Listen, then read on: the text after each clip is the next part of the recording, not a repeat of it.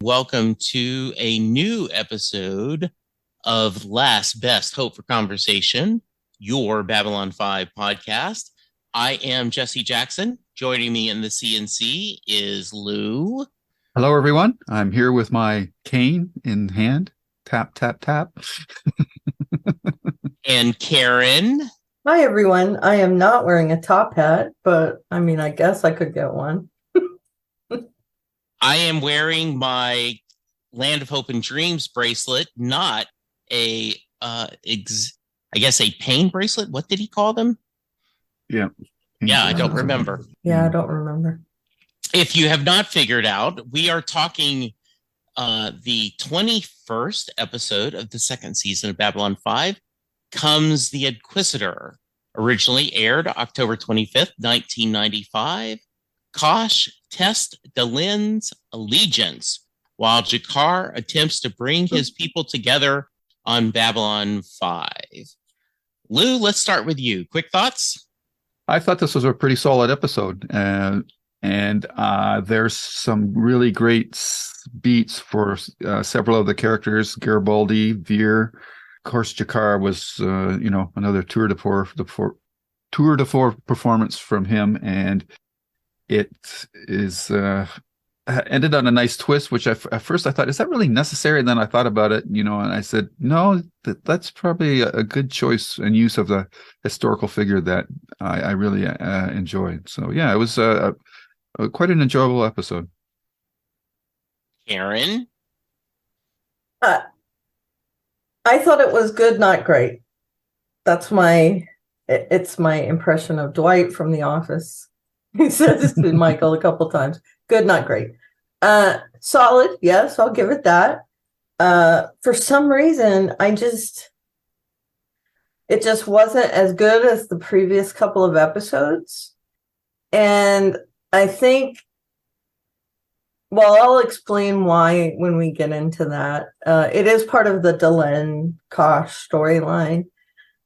So I'll talk about that when we get to it. But I did enjoy the episode. It's not something I wouldn't rewatch. I'll put it that way. Last week, we mentioned one of you, it may have been both of you, that you were not concerned, but your guess was that we would go back a little bit after two such really strong episodes. And I said, I don't think you'll feel that way. Do you feel that way, Karen? It's so hard for me to say because I do think this was a good episode. I don't think I loved it as much as the last two. Does that make sense? I don't think it's a full step back at all. I think it's solid. It's, it advances the stories. And again, G'Kar, Andreas Katsoulis he was a master at this character, and his storyline, I thought it was up to par with his acting in the last couple episodes. There were just a few things that I just couldn't get into with the other storyline. So I think that's probably my main concern. I don't think it was a full step back. I think it was good still. I don't know. I may be wishy-washy, but no, I think that sounds well. How about you, Lou? Well, in long form storytelling, you can't stay at a Spinal Tap 11 or for the whole story, or otherwise you're going to get fatigued. So this step back, I had no problem with. I was expecting it, and for a step back episode, I thought it was really well done, and I quite enjoyed it. And I think it's a lot of it's to do now is that we're at this point of the series where we have built up emotional investment in the characters. So when we get these quieter moments, they mean a lot more now than they would have, say, like halfway through season one. So I had no problems with the episode. I quite liked it, and I really came to like the twist at the end as well. So yeah, I enjoyed it thoroughly. Let's start with G'Kar. So he sounds a little bit like a crazy guy on the corner with the end is nigh He is except the end is dying for him. yes, it is. And the fellow Narns are, maybe you're that crazy old uncle. Maybe we should replace you. And we find that they're trying to build an underground. They're trying to buy weapons. And he's trying to keep the small group of Narn that are there on the station united. So let's start with that. And we'll go with you first, Karen, because you had mentioned you enjoyed the storyline. Yeah. And I'm not implying that you didn't enjoy the storyline, but yeah, let's talk about this up to however you want to go. Right. Yeah. The G'Kar storyline was crazy good, I thought. It's just showing where someone would go in order to get their freedom back. And I think that's very powerful. His interaction with Veer in do they call them elevators? I don't know, whatever they are. His interaction with Veer was, I thought it's a good precursor for maybe him finding out more about how Veer felt. I wonder, because we saw Veer overlooking the leisure area when G'Kar was making his impassioned speech about, what had happened and how, the Centauri are coming for you next. And we already know that's going to happen, that the Centauri have decided to go on this bigger crusade. So he's not wrong, but he looks like he might be a little crazy to some people. And Veer, looking over that scene and knowing, we know more than G'Kar does. We know that Veer is against this whole thing. He warned Londo about getting into this. And when he apologizes to G'Kar in that elevator, we understand where it's coming from, but G'Kar doesn't. So his reaction to Veer was 100% justified. That when he just says dead over and over again, right in Veer's face, Veer is cowed but unflinching. And that interaction between the two of them is something that has never happened before, that they've never really had a conversation. So Veer is saying in a small way, not only am I sorry, but, I don't agree with the things that have happened. He doesn't really get into it because G'Kar subverts that. And I'm hoping that sets up a dialogue between them so that Veer can be his ally, like a Centauri ally. Not that he has a lot of power, but being aligned with Londo right now, he may have some contacts back on Centauri that maybe he could help out. So that's my thought, at least. I hope that becomes something. I hope that, they wouldn't just put it in there just to show him interacting with Veer. I'm assuming something's going to come of that. So, and I'm really hoping that's what happens, because I think Veer feels very powerless in that moment, where he really would like to come out and help him, but he can't. So, and I do think that he is up to here with what has gone on with Londo. You see him rebuffing the other Centauri who wants a favor from Londo. So I think he's really starting to get to the point. And I say fed up, and that sounds kind of light. I think it's more than fed up. I think he wants to do something. He's burning with this need to do something about it. He doesn't agree with what's gone on. So, I really enjoyed their interaction. And then there's this whole kind of confluence where he goes to Sheridan, Garibaldi first, or Garibaldi goes to him.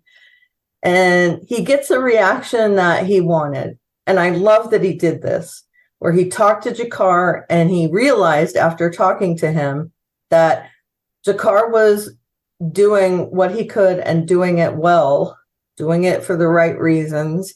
And in that, he said, okay, I've tested you.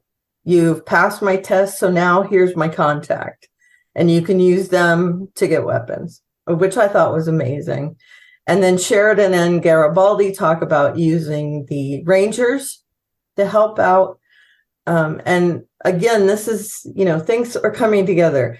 Garibaldi and Sheridan, we know they're on their crusade to help out in this war that's coming.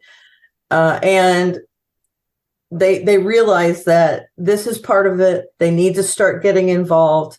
They send the Rangers to help out, to get communication in order to help Jakar, because I think they realize that Jakar is going to be part of this whole movement.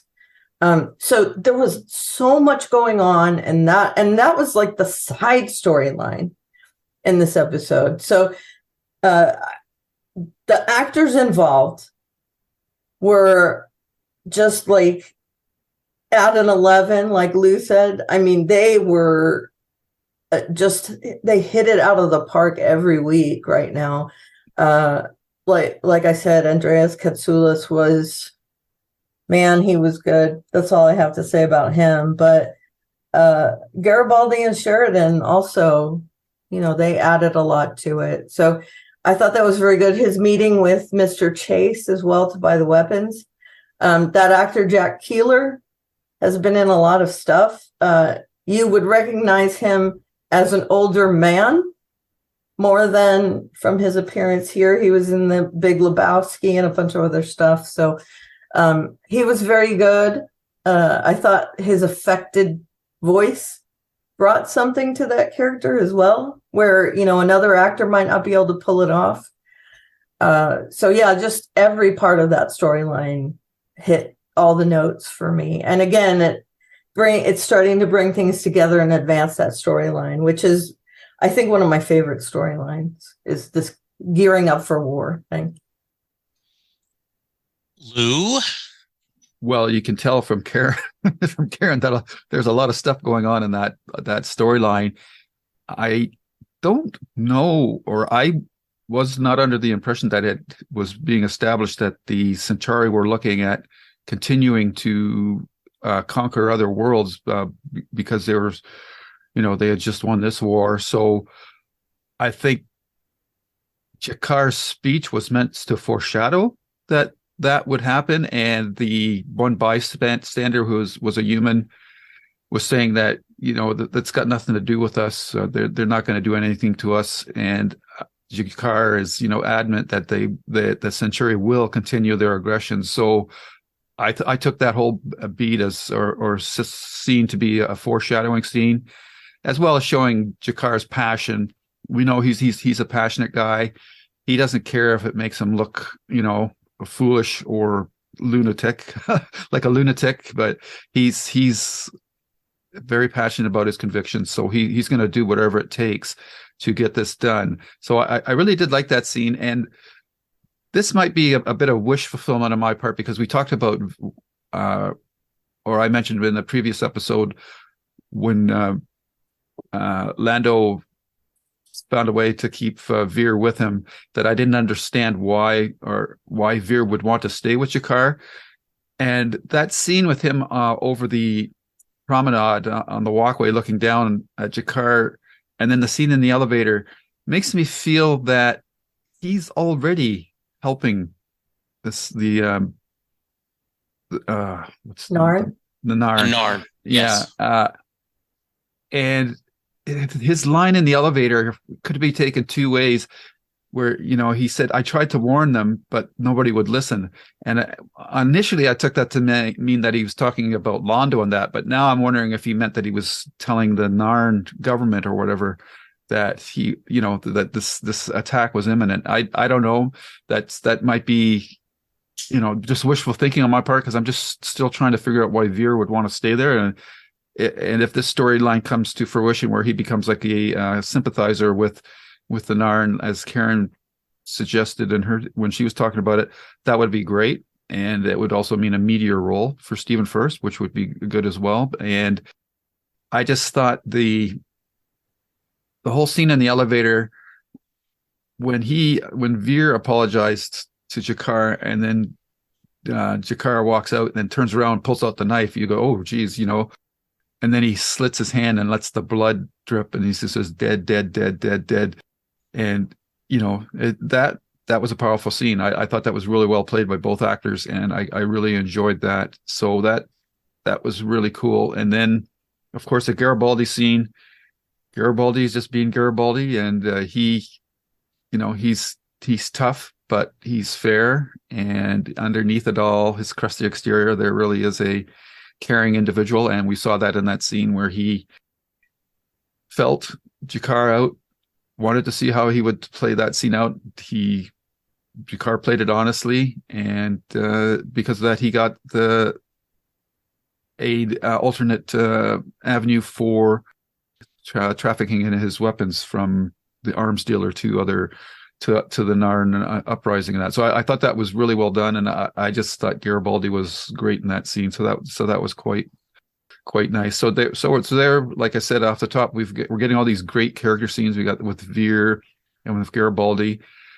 Most of the characters got good scenes. The only one that was sort of like a plot device in this was Susan. Really, she didn't have much to do, so that's right. Too bad. And the doctor wasn't in the episode at all. So that was interesting. I do like that Sheridan and Garibaldi decided to take action proactively and engage the Rangers, and without even having a single Ranger on screen, we see that they are competent and proficient because they were able to get a message to the home world that Jakar needed in order to maintain his leadership. And it was also interesting to see a little bit of the politics going there with and maneuvering with Sheridan saying to Garibaldi, says Jakar is a known quality. If we get a new guy in there leading them, we don't know what we're dealing with. So, that's kind of that real world politicking going on there as well. So I thought that was all really well done. So yeah, I just great stuff on the Jakar storyline. And I have, in most episodes, you're kind of going back and forth between storylines, and you're saying, "Oh, I don't want the storyline. Let's get back to the main one." I was equally engaged with both storylines, so that to me is the real strength of this episode. One of the things I loved is when Garibaldi is sitting with Jakar, and Jakar says this, "Okay, let's pretend I lied." Yeah. And you got me, and just cut to the truth. Like, I'm too tired to do this. I thought that was really beautiful. Yeah. And the idea that Garibaldi said, I pretty sure I knew how this would go, but just in case, thank you for not disappointing me. And I love the scene where Jakar throws the data crystal and catches it almost with joy. Like, yes, it's not a big victory, but it's a small victory. Yep. And at this point, there are things. The other point I wanted to have you guys, and if you want to expand, great. In a real world situation, I am often not asking my team members to risk life. Oh, no. But I will say, hey, let's get them to do this. And I'll get pushback. Well, they need more training. And I'm like, no, let's throw them in the deep end. We'll be there if they sink, but let's get them going. And that was a great interaction where Garibaldi says, I don't know if they're ready. And Sheridan, they need to be ready. If this is going to work, let it do it. And they came through. Yep. Which, as you talked about perfectly, we didn't see any Rangers except maybe in the background. I'm always looking now when at the background trying to spot a Ranger. The idea that they were able to show that they can take care of dangerous missions. And I love the idea. We got that message from the home world, and that one. Now, I did think for all the other Narns then going, hey, can you get from my family? Can you get my family? What, like, how did this one guy, because he spoke up first? Mm-hmm. That was a very powerful scene that Jakar is keeping this small group together and how they're going to try to work through this. And I agree with you, Lou. When I saw this for the first time, I saw Jakar going, they're not going to stop. Mhm. And I go back to that famous quote, right? When they came for the artist, I wasn't an artist. When they came, I can't remember quote, but that where every time the people came for a different group of people, since it wasn't me, I didn't worry about it. And then when they came for me, no one was there to help me. Mhm.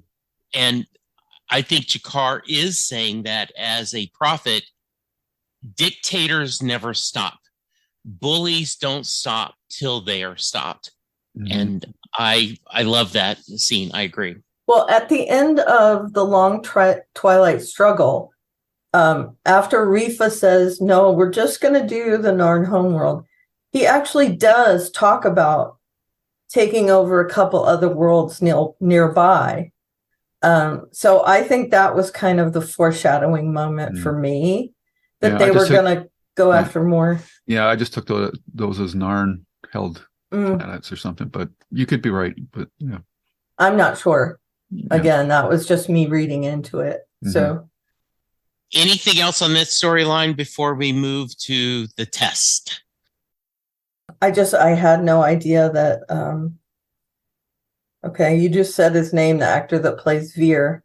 Stephen First. I had no idea his range.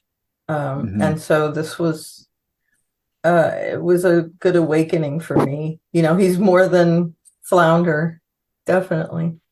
Absolutely. And that was powerful when, I agree with you, when he pulls that knife and then when he cuts that glove and just dead. And each drop just makes Veer look more, because we do know Veer is a kind soul, that Veer does not support these decisions.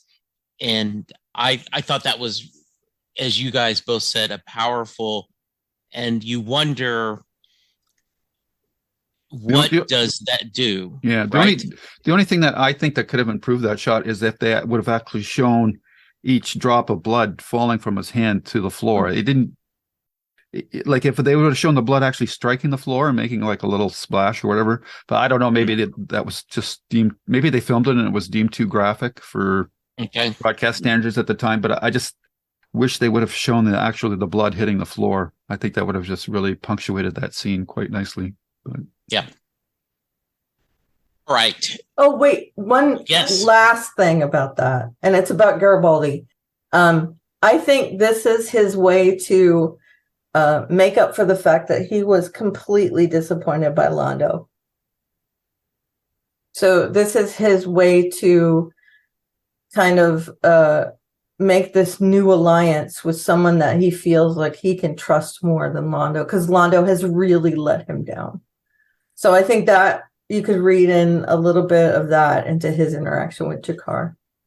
But again, just me. I like that. I like that theory. I agree with it. Yep. Yeah, I agree. That's a good theory. Good motivation.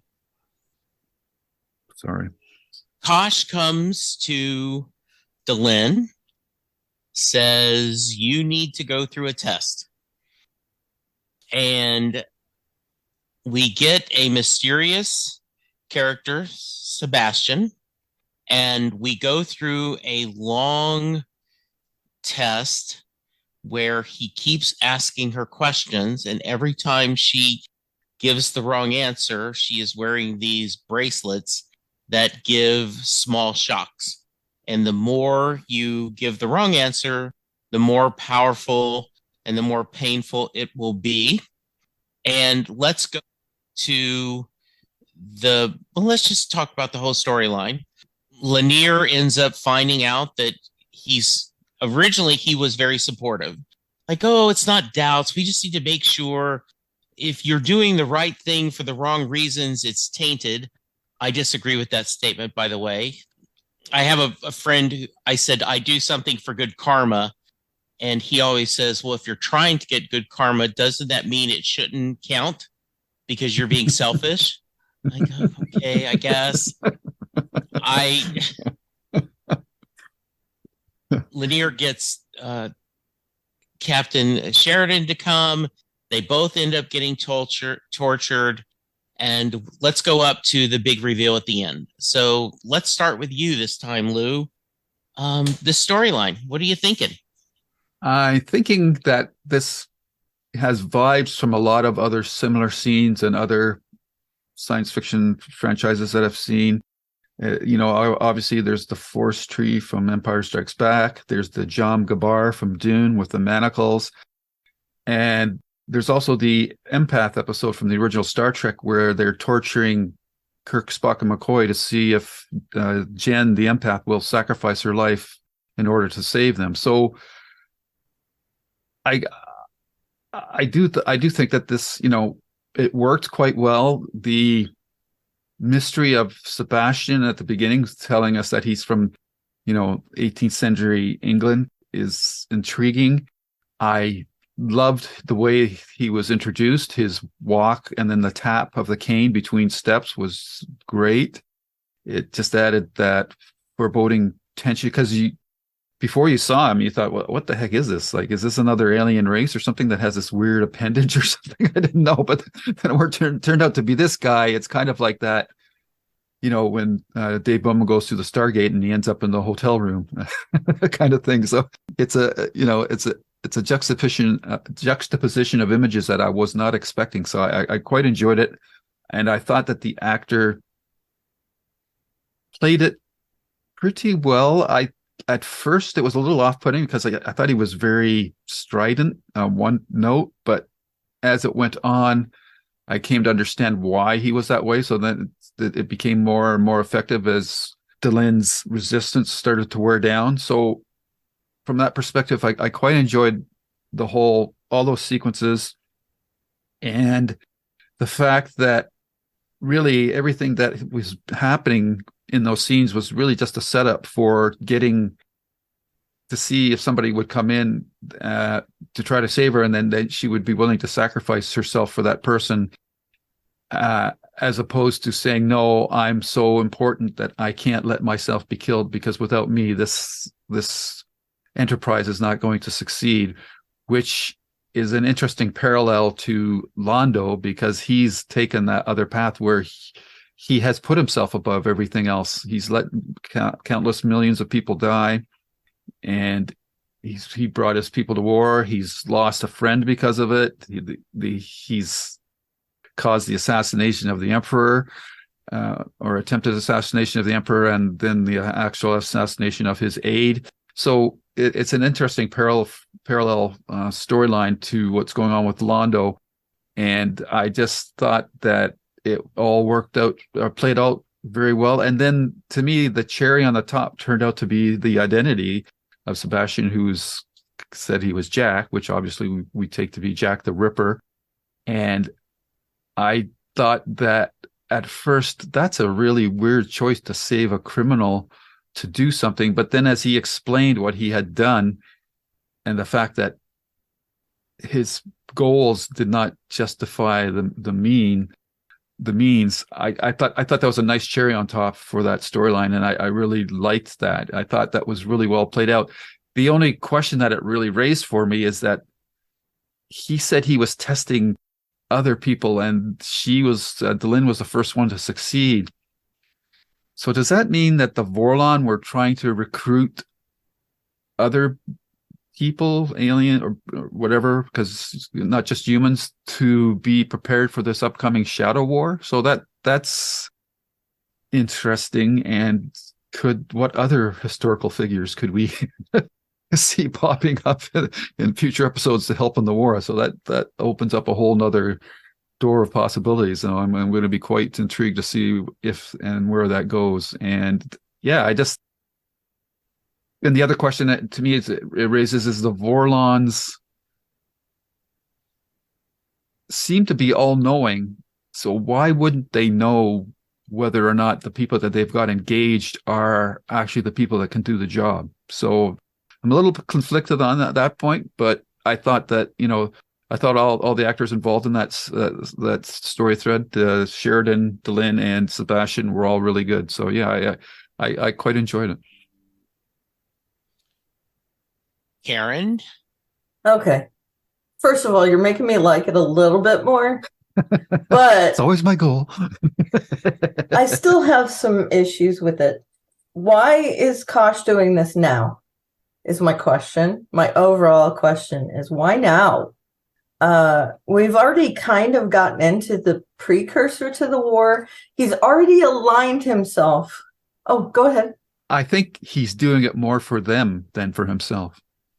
He's wanting Okay. them to make sure that they know what the stakes are and that their part, the part that they have to play in it is not, as Delenn said, somebody else will take my place if I falter. So I think that's why he did. I don't think he did it for him. I think he did it for them. To test them. Okay. So he's reinforcing the fact that their involvement is necessary and that they're doing the right thing. Is that kind of what you're saying? But that they're doing the right thing, but that they are not vital to the success of the war or the campaign or whatever, that they should not compromise their beliefs in order to save themselves. If they have to make the sacrifice to get the job done, then they should be willing to lay down their life. Okay. I get that. I see that.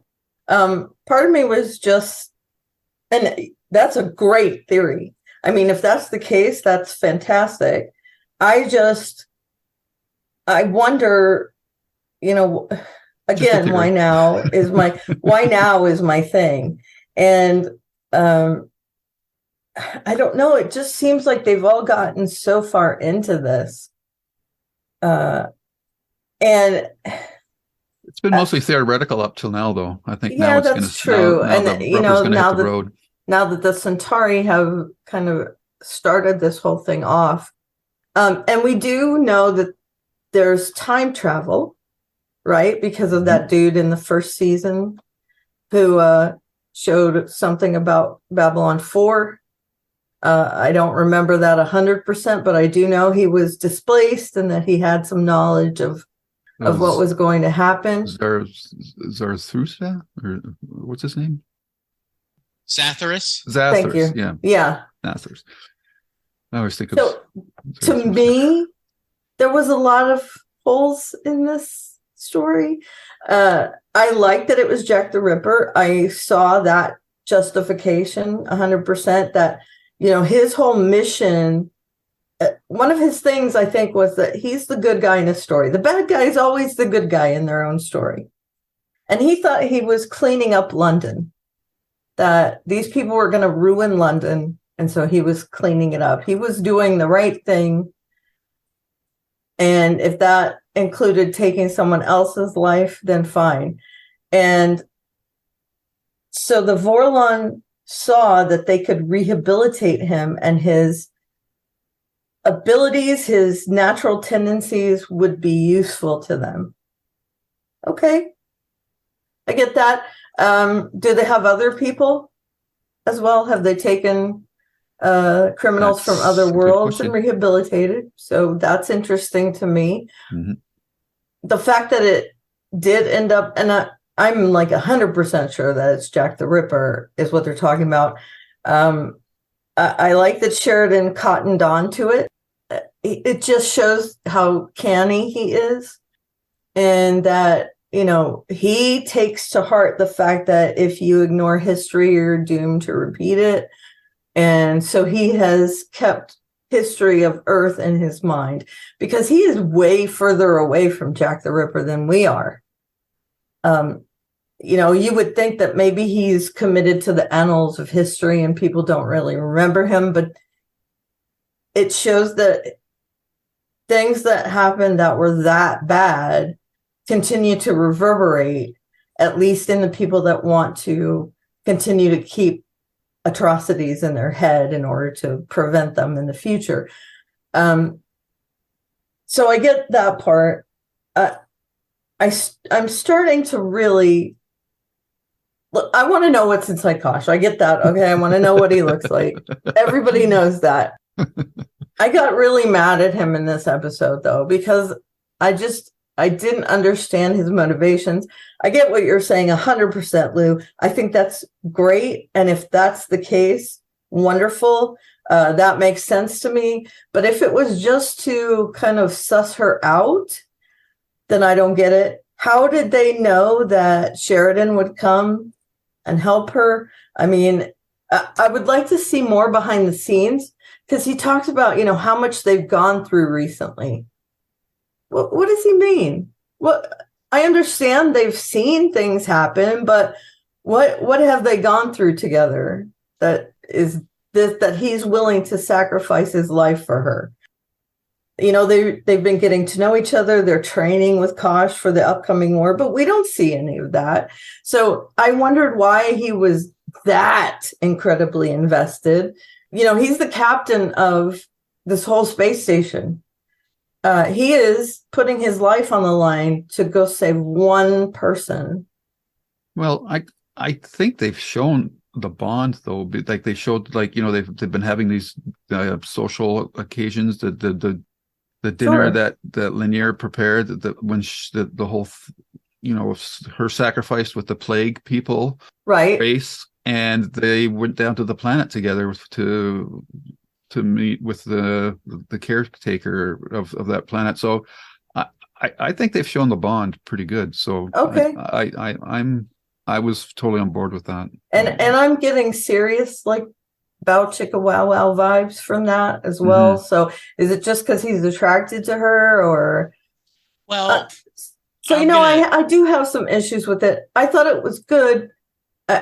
I think that, Lou, in describing all this, you're making me like it more, for sure. I mean, I like those theories, and they make sense to me. Whereas in my watching it, it didn't make a whole lot of sense. And maybe that's just me being obtuse. I don't know. So in this year, Sheridan killed a Mimbori warrior, and Delenn had to help him get out of that. And there's that too. Yep.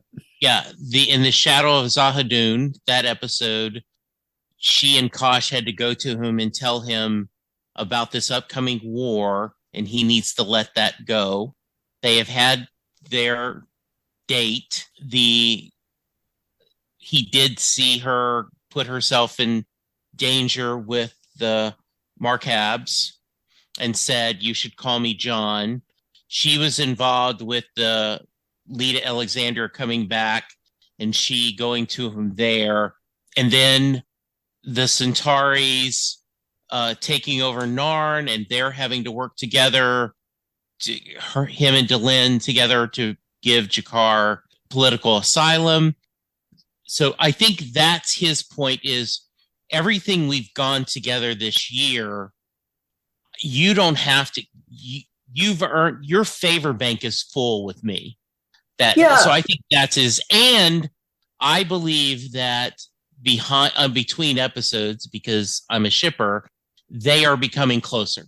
I think they are continuing to have dinners together. I don't think they're having formal where Lanier has to stay awake 24 hours for a dinner, but I continue to think they have connected. So I think that's what he means. So maybe if that line was something to the effect of, with, hey, we've gotten really close, and so I'm willing to help you out, instead of all the things we've gone through together. Because it doesn't look like they've been kidnapped together, or, they haven't been locked in a freezer together.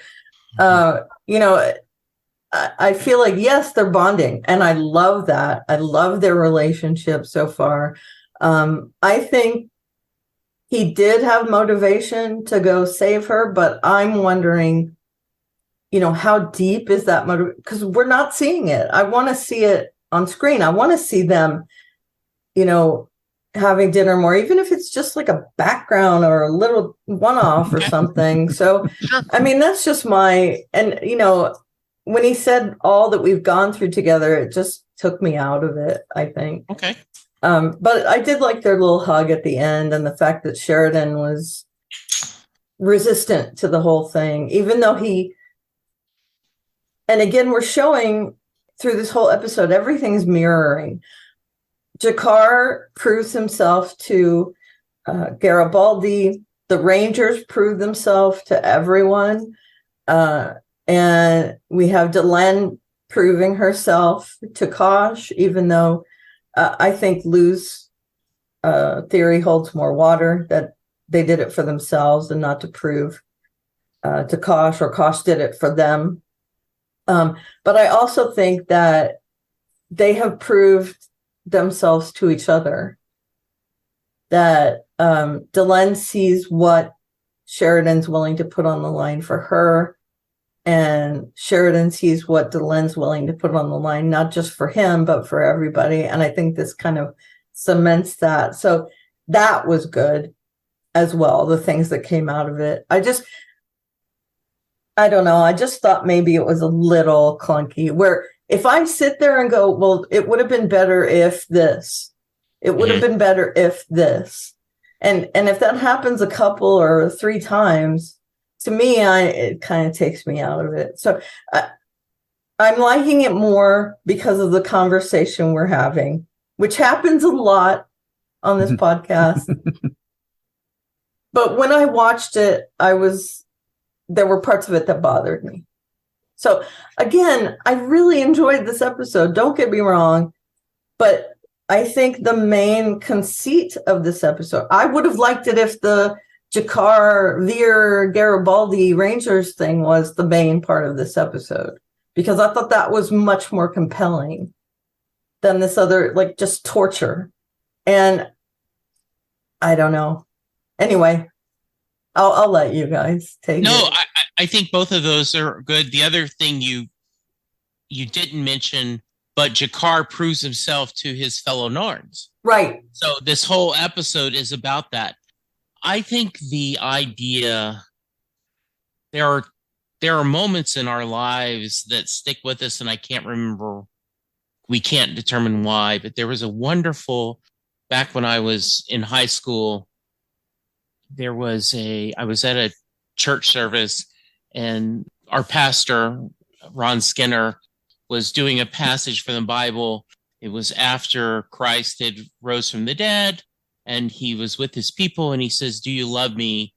to Peter, and Peter says, "Of course I love you." And he asks them 3 times. And Brother Skinner said that each time he was really testing Peter the same way that Peter was tested 3 times.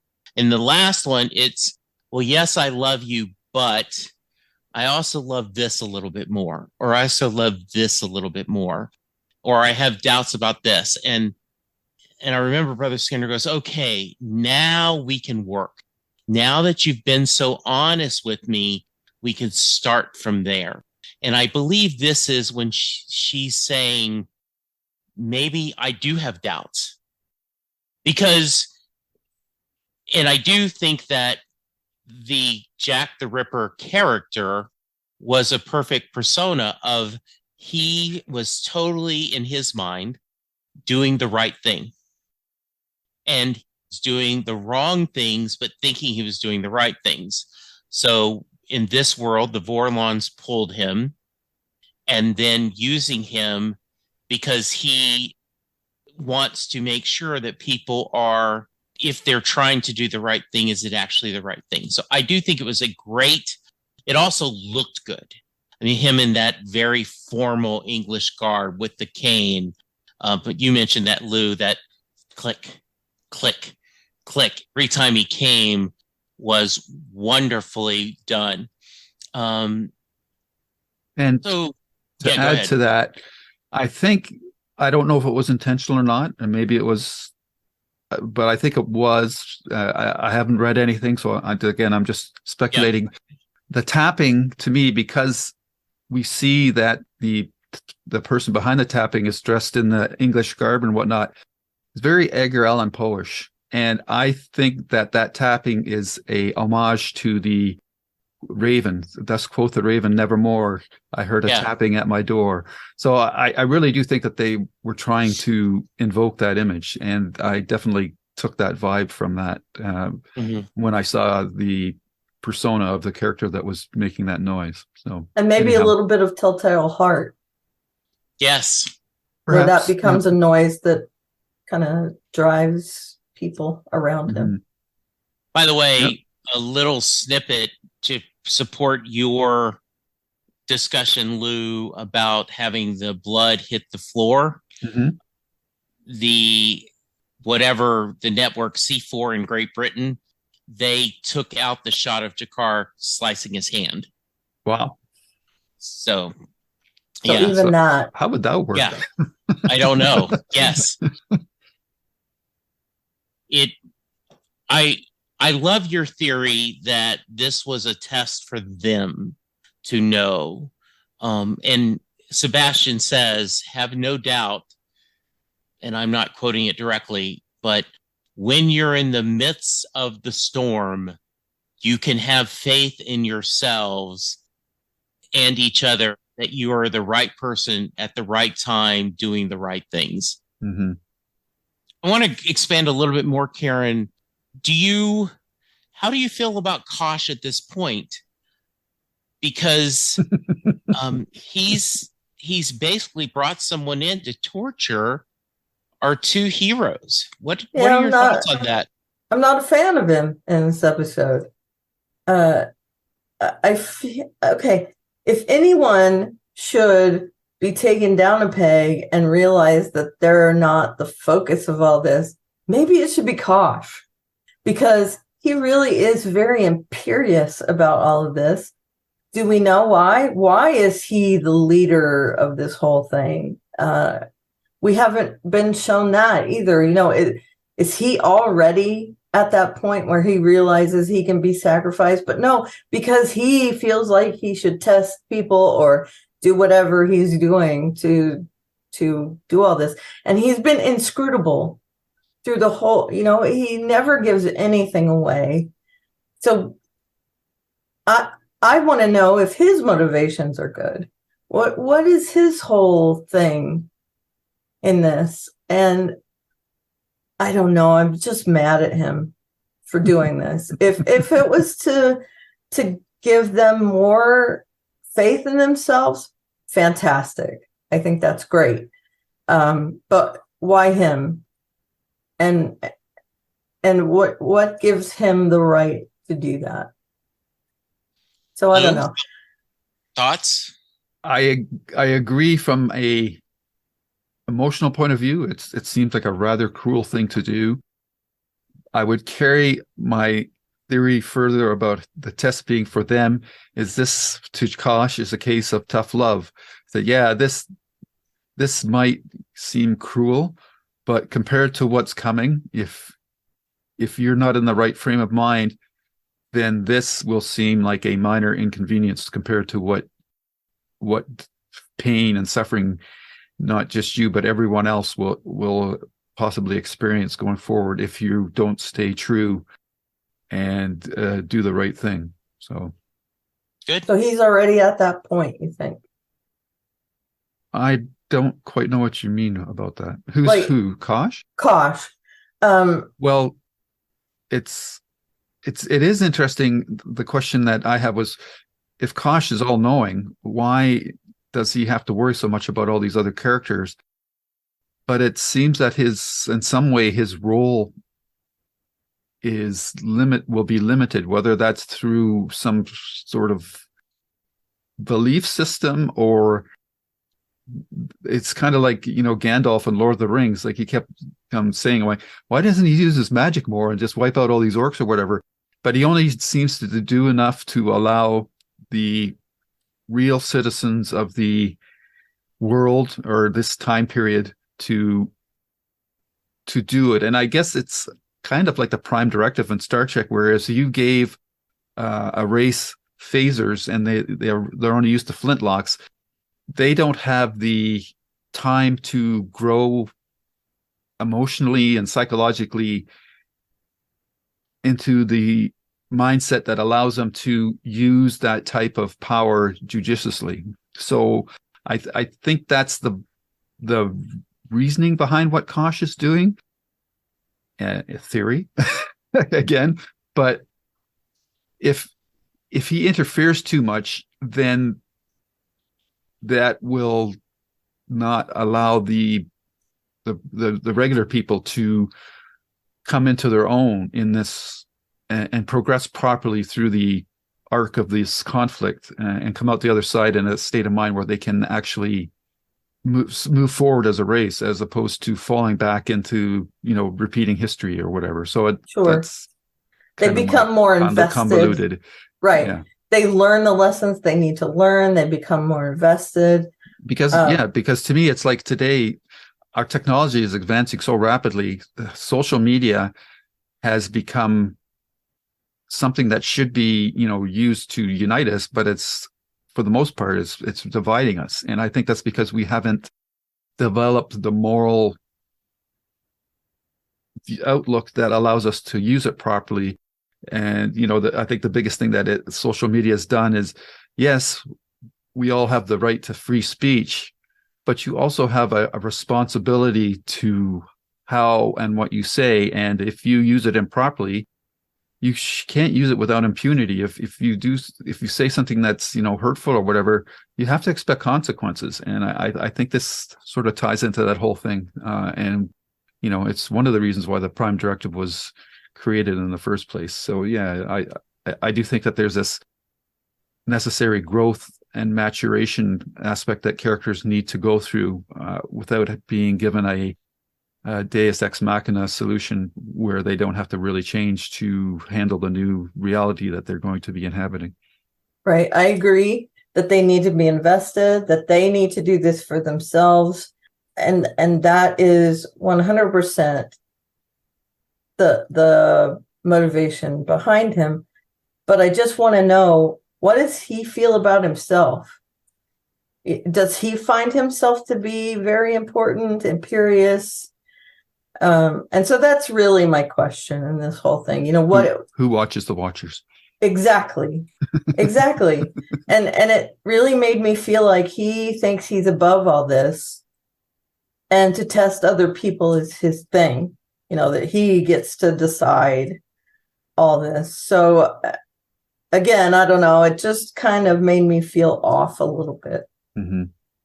And the other thing possibly is because Vorlons seem to be long-lived, and we don't know if they live in a linear time fashion as well. He knows what's coming, so and maybe he's already lived through it, and like this is another cycle that he's going through. So he knows what has to be done, and so that gives him sort of an omniscient viewpoint of this whole conflict that's coming up. So, which is why he can sort of play God, I guess, possibly.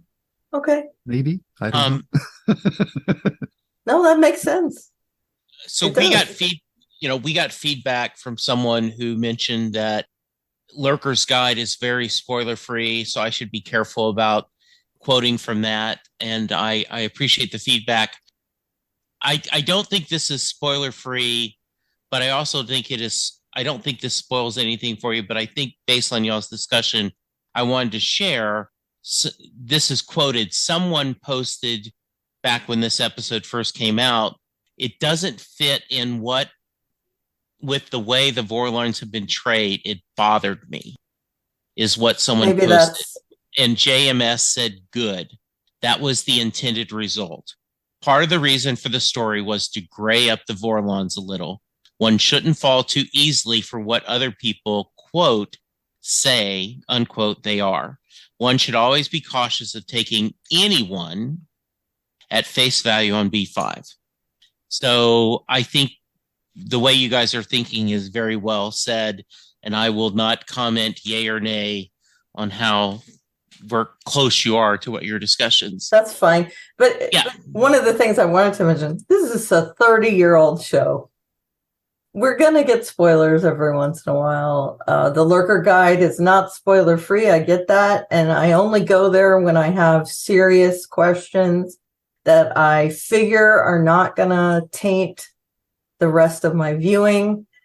So far, I think I've been pretty good. I honestly don't know what's coming on the whole. And the fact that we knew some people were going to come on the show, like Bruce Boxleitner and all that, I mean, it's 30 years old. I knew he was going to be on it, and he's like one of my favorite dudes. So of course I pay attention. So yeah, well said. That's how I feel anyway. Oh, I appreciate that. Any final thoughts before we go to rating the episode? I guess not. Checking their notes. Okay. No, I've said plenty, and I think maybe I have convoluted things in my head. So No, I think this is exactly, Babylon 5 is not I love Nathan Fillion. I watched The Rookie, and it does not make me think one moment. It is junk food TV. We've talked about that before.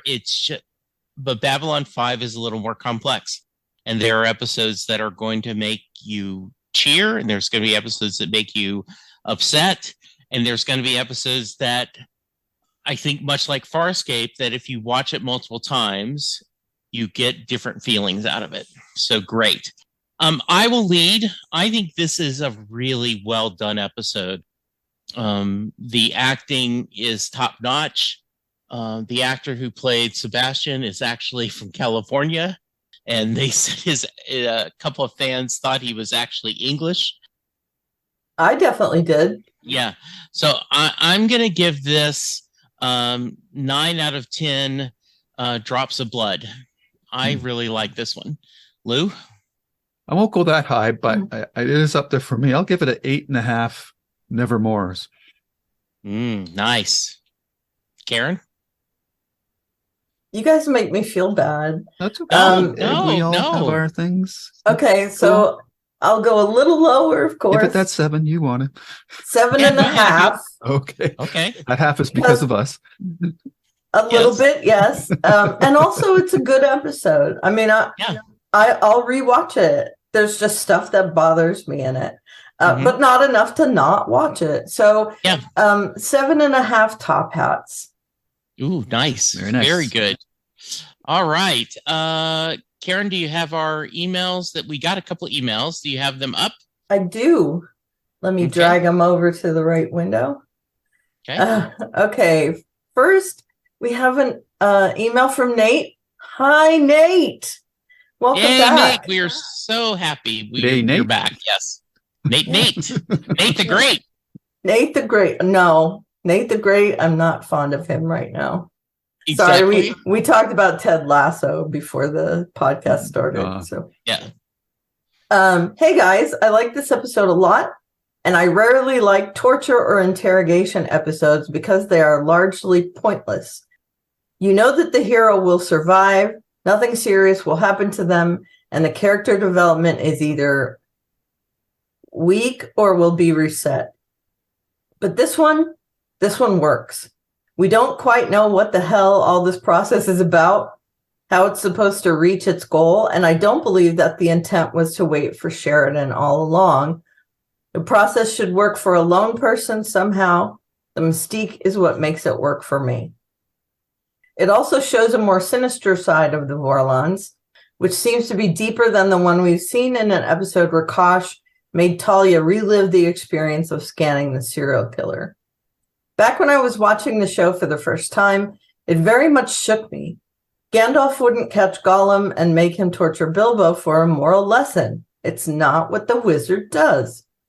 Vorlons say that the intent has to be pure for action to be right, but what about means to an end? Sure, negative experiences teach a lot, but it's just a direct breakdown of a person asking a pointless question. And this is why Jack was wrong in the first place. Not only his goal, but also the way he was going about it was wrong. The thing that sours this episode is JMS's occasional love for both cheap and direct. Any literature is good when it's direct, but builds it on a solid foundation, or when it's simple but allegorical. It's not good when you take a surface-level pop culture reference and throw it in the face of the viewer. It just shatters verisimilitude.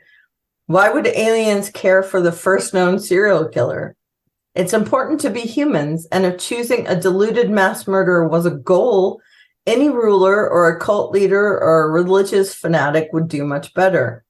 They kill and torture many more people in a bid for power or a message, and are much easier to encounter over thousands of years of visits compared to a random dude who killed several people. With regards, me. Thank you, Nate. I would. Thank you. I would. That's a great email. Yeah, Nate. But I disagree with you that the intent was for Sheridan to get there, because Sebastian's reaction to when he showed up was, "Oh, now we're going to get to the end game." So I really do believe his intent was for, if not Sheridan, for somebody to come there and rescue her. I agree with that as well. I do too, because the way he typed that, okay, now the rest of our players are here. Thoughts on Nate's feelings on using Jack the Ripper? I did not. I take JMS as his word. There is a long discussion on Lurker's Guide about why he thought this was the perfect person to use, and there was discussion about Jack the Ripper's overused in science fiction, and he said that just because other people have used it, I should still be able to use it. I thought it worked perfectly, partly because of this, the Wayne Alexander's role, right? I think that's who. Mm-hmm. Mm-hmm. Yeah, and the way he carried it.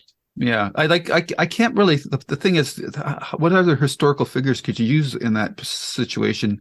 Like if Hitler would be a no-go. I don't think anybody would sit for that. I mean, maybe Brutus or Judas or something like that. But I think the Ripper, because we never find out who he is a good choice, because it's turned into a mystery box that everybody wants to solve. So I think I can't really think of a better historical figure to choose in this one. Like, we know what happened to Idi Amin. We know who happened to Saddam Hussein.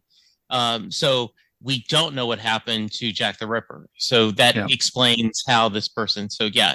Any thoughts here before the next one? Go ahead. You can also infer that they've taken other people to do similar things, because this is apparently a thing they do.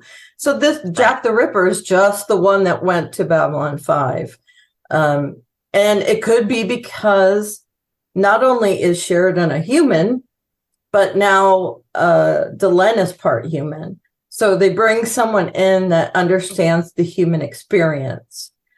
And maybe they have 100 other dudes or women or whatever that do the same sort of thing. This is just the one we see here. Mm-hmm. All right. And next, we have an email from Texas Anlashak, who I love very much. And I love how lyrical their email is this week. So I hope I do it justice. I am the Texas Anlashak. I resided in the great state of Texas in the year of our Lord, 2023. I found Babylon 5 in my youth, and scales fell from my eyes and were open to a realm of storytelling and narrative beyond any other program of its time, surpassing many even to this day. Now you stand at the threshold of a new direction. Are you willing to endure through what is to come? Are you willing to watch the righteous fall and the forces of hell unleashed upon them? Do you think yourself worthy to comment upon their actions? Would you arrogate yourself to dispense the judgments of God? In the coming months, we will find out if you are indeed up to the challenge. Ooh, that's a lot of pressure. Right? You will probably already have discussed this, but I'm looking forward to seeing if you guessed Mr. Sebastian's identity before his parting line. To answer your question, Texas, no, we really didn't. At least me, I didn't. We didn't discuss this. I thank you, Texas. I can't remember, because it was such a strong ending.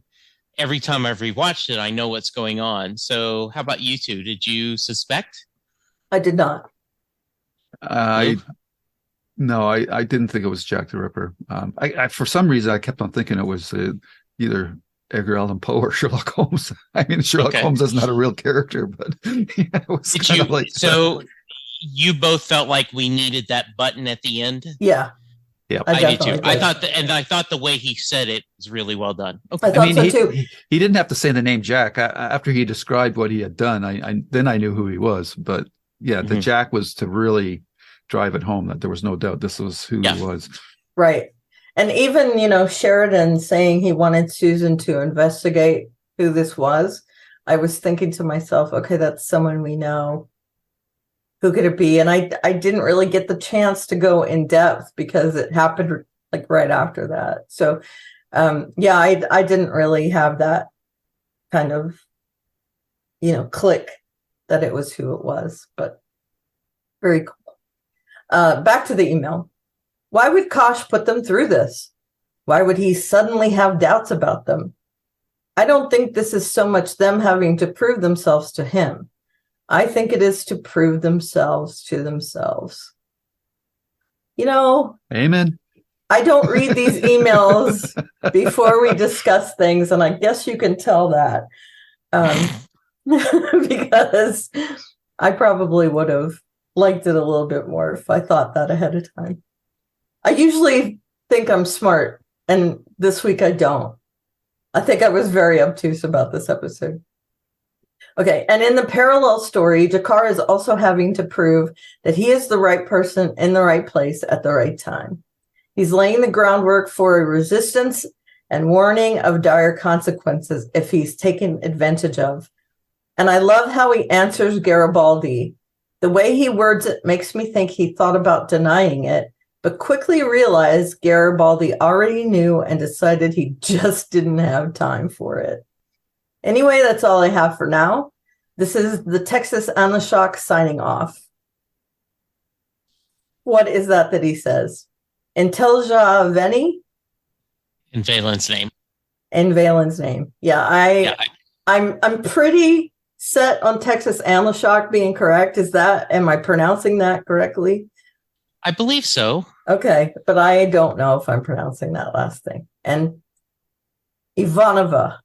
I just want to put that out there. Ivanova. I have it now. I think I can get it. Until I say Ivanova. Yeah, still. Even if I hear it, when I see it, it looks different to me. Mm-hmm. We posted not one, but 2 episodes. So I know we can't go through all the feedback, Lou, but are there a couple of highlights you want to share? Oh, yeah, I forgot. I have to go to episode 19, don't I? 19. Blah. Divided loyalties. 26 comments. Wow. I guess I'll try to find any comments here that really talk about the sleeper agent mechanism. Is that the personality from Chrism 7395? Used in the show to execute murderers. The personality is overwritten with a new subservient personality, so I always thought Talia's deeper personality is the real one, especially as her reaction is extreme to the point of fanaticism. See, that's the issue I have. I would understand it more if the Talia personality that we had during the show was the created one, and the submerged one was her true one, but that's not what this was said in the episode. They made it was the other way around. So I think I like that perspective better than what the show did. So so we'll have to see. And then we have more about I'm sorry, I'm doing this on the fly, so it's not going to be that spontaneous. Mr. Martaki, it might be worthwhile to have a kind of lore deep dive bonus episode to deal with some of the questions and inconsistencies. That might not be a bad idea, actually, but I don't know when we would do it. Maybe a midpoint of the series or something like that. We'll have to keep that in mind. And Texas does not just send emails; he also posts on the YouTube page. So thank you very much for doing that. They also post. Yeah, we don't know. Yeah, what's the collective known as Anashok. Right. Yes. Getting a wide range of reactions to season 2. Nathan says he doesn't like as much as season 1. Brent and Jeff, is that another podcast? Yeah. Yeah, I Thought think it was so. really half really good and half really bad, while Gray 17 seems to be enjoying it more than season 1. One of them said she had to keep herself awake during some of season 1 episodes and didn't have that problem in season 2 until Knives. And Joan's reaction so far has seemingly loved every minute of season 2 so far, even the lawn dart. I would say that overall, I like season 2 more than season 1, but from expectations based, just on what everybody was saying in the comments and whatnot, I was expecting more from season 2 than what we've gotten. But I do think the last half of this season has finished quite a bit stronger than the first half. So that's where I am. I don't know where Karen's on that. Same. Okay. Man, I'm in the interest of time. I just don't think I can go through all of these. There's 26 comments here. I'm just going to jump over to episode 20, The Long Twilight Struggle, which is the big episode of the season so far. And what have we got here? The mass drivers are yes. Somebody says yes. Do something with 12 Monkeys too. It's my second favorite TV series of all time. So we are very all in favor of this. We just are trying to figure out time. And because we originally were about an hour for every episode, and now then, even if you cut out our banter a few minutes before, this is consisting an hour 15, hour 30 for each episode. And I think as the show continues, it would be tougher. Though I'm still trying to figure out how we can do it as well. Yeah. Because I think that would be fun. Yeah. I just think maybe for the YouTube comments, we might just have to, just acknowledge them, and people will just have to go to the website and look at them and enjoy them for themselves, because we're basically just regurgitating what's up there anyhow. But emails I think are a bit different. So going forward, I think that's probably a wise decision, because as you said, we're at an hour and 17 minutes rough copy. I don't know what that'll end up, maybe an hour 10 when it's edited. So make a note of edit this out, but maybe we should